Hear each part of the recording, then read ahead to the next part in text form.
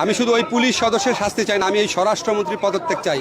ওনার যদি লজ্জা থাকে, ওনার মধ্যে যদি বিন্দু মাত্র মুক্তিযুদ্ধের চেতনা থাকে, ওনাকে জিজ্ঞেস করতে চাই মুক্তিযুদ্ধের চেতনা কি এই ছিল? 1971 সনে উনি কি করেছে? বাংলাদেশে সংরক্ষণ বিরোধী বিক্ষোভের ঝাঁজ আরও বেড়েছে।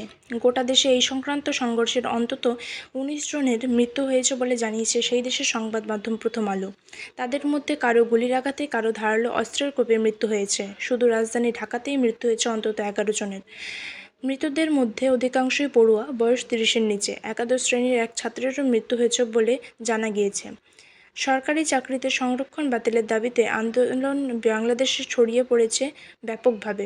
পুলিশ ও আওয়ামী লীগের নেতা কর্মীদের সঙ্গে দফায় দফায় সংঘর্ষ চলেছে ছাত্রছাত্রীদের। পুলিশের বিরুদ্ধে পরিস্থিতি সামাল দিতে গুলি চালানোর অভিযোগও উঠেছে। আবার সেই সংঘর্ষে কয়েকজন পুলিশকর্মীও জখম হয়েছেন। দিকে দিকে ভাঙচুর এবং অগ্নিসংযোগের ঘটনা ঘটেছে। বাংলাদেশে হিংসায় আহতের সংখ্যা শতাধিক। শেখ হাসিনা সরকার বৃহস্পতিবার জানিয়েছে তারা বিক্ষোভকারীদের সঙ্গে নীতিগতভাবে সহমত। তাদের সঙ্গে আলোচনায় বসতেও চেয়েছেন দেশের আইনমন্ত্রী আনিসুল হক। এর মাঝে বাংলাদেশে আদালতে বৃহস্পতিবার সংরক্ষণ সংক্রান্ত মামলাটি উঠেছিল। আগামী রবিবার সেই শুনানির দিন ধার্য করেছেন বাংলাদেশের চেম্বার আদালত। অশান্ত বাংলাদেশে স্বাভাবিক জনজীবন ব্যাহত হয়েছে গত কয়েকদিন ধরেই। বিক্ষোভের মাঝে অনির্দিষ্টকালের জন্য বন্ধ হয়েছে ঢাকা বিশ্ববিদ্যালয়। দেশের একাধিক শিক্ষা প্রতিষ্ঠানে বন্ধ করে দিতে হয়েছে, এমনকি ব্যাহত হয়েছে যান চলাচল। ঢাকায় বৃহস্পতিবার বিকেল থেকে বন্ধ করে দেওয়া হয়েছে মেট্রো পরিষেবা।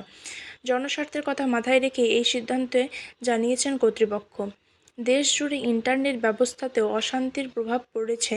ডাক, টেলিযোগ ও তথ্যপ্রযুক্তি প্রতিমন্ত্রী জুনাইদ আহমেদ পালক জানিয়ে দিয়েছেন, সমাজ মাধ্যম ব্যবহার করে কিছু মানুষ গুজব এবং অপপ্রচার রুখতে এই জাতীয় সুরক্ষার কথা মাথায় রেখে ইন্টারনেটের রাশ টানা হয়েছে।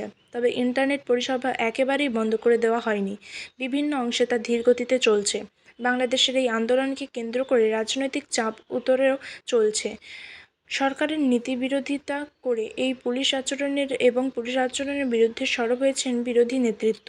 অন্যদিকে শাসক দল আওয়ামী লীগের অভিযোগ, পড়ুয়াদের আন্দোলনকে হাতিয়ার হিসেবে ব্যবহার করছে বিএনপি জামাত। তাই এই আন্দোলন শুধু ছাত্র